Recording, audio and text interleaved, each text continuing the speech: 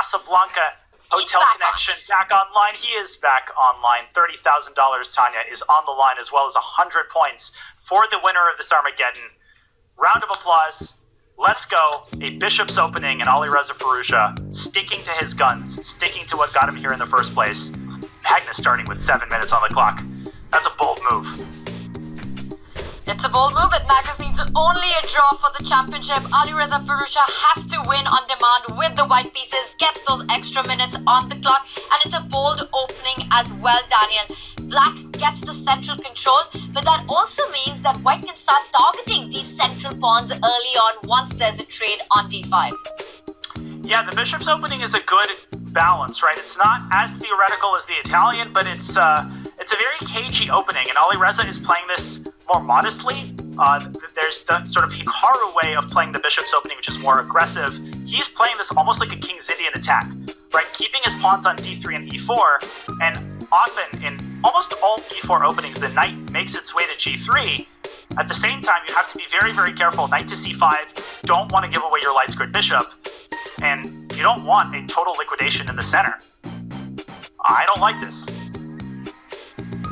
Especially as white's symmetrical pawn structure, no d4 break on the cards anymore for Alireza.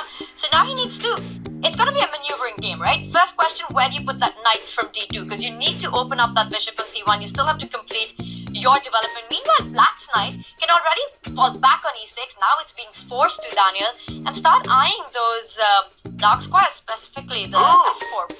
Whoa.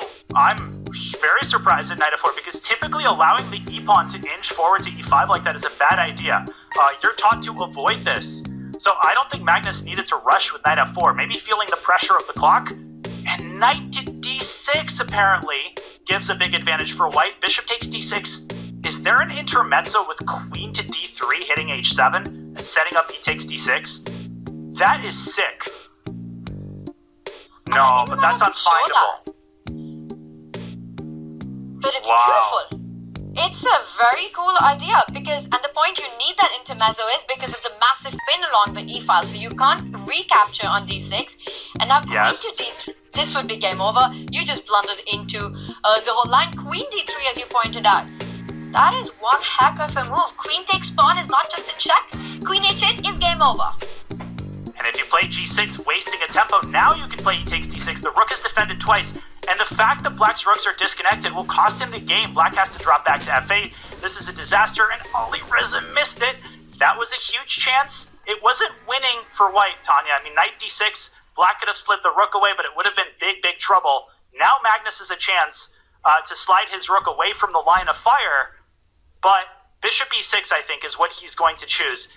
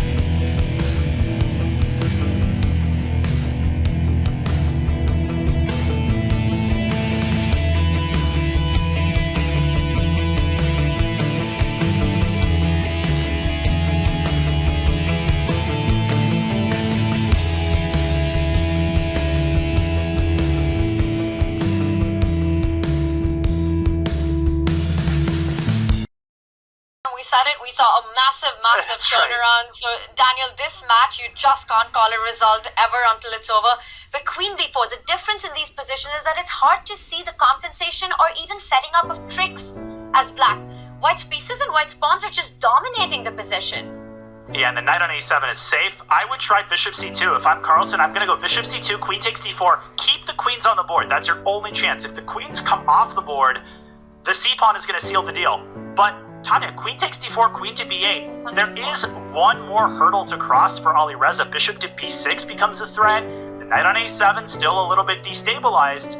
So, knight b5, another excellent move by Firouzja. Getting the knight out. Now, do you swap on c7? I think you do. And then you play knight takes d4 and you win the game. Or maybe queen takes pawn and it still continues for another move or two.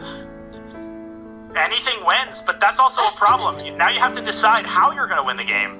Even queen to d6 should do the trick. Even giving up the c6 pawn, you're up so many pawns that you can give one of them away. But you need to make a decision. Magnus's only chance is the clock now. It is going to be about trying to flag. But Daniel, 2.5 minutes in this position so far feels like it should be enough for white. And with 2 extra pawns, just slide your queen over to c4. And the sad thing for Magnus is queen c4, bishop d5. You can play c7 even there. You could give up one queen, another one replaces it, and then black drops the bishop on c4. But you can sense the butterflies in Alireza's stomach. Under normal circumstances, he'd be making moves much faster than he is right now. Can he nail in the final nail in the coffin? Literally some hair-raising chess here that we're seeing from Alireza. Queen e5, Magnus Carlsen, how does he keep the game going? Now Alireza is down on the clock. He's down to 2 minutes, trying to find the forced win. We know the Magnus effect. We know how powerful it is. Queen to c4. He's found another perfect move. Queen c7, he'll just send the a-pawn down the board. And Or all f3. black's pieces are tied down. You really don't want your queen. Well, there's a checkmate in one. You just simply block the bishop, attack the bishop, but that does allow some checks that you might have to be careful about. How are you but hiding? king h1. You go king h2 h1. and king h1. Or king h1, Zigzag. king h2. Zigzag, Tanya. Queen e1, king h2. The c-pawn is going to seal the deal. Magnus should try to give up the bishop, hope for a mouse slip, do something dirty, put your queen on pre. Try everything. The thing is, when your opponent's down to 20 seconds, you can try those tricks. But with Alireza having 2 minutes on the clock, Daniel, that's a lot of time. And it's Magnus who's actually lower than Alireza with 1 minute 40 seconds right now. A dead lost position. This has been just a crazy championship match. And Alireza is the patriarch of dirty tricks and bullet. Oh my that's gosh, that's who Magnus I did it learned up. from. Magnus he knows it's over. Alireza, he's not going to miss anything dumb. He did it again. Magnus Carlsen has resigned.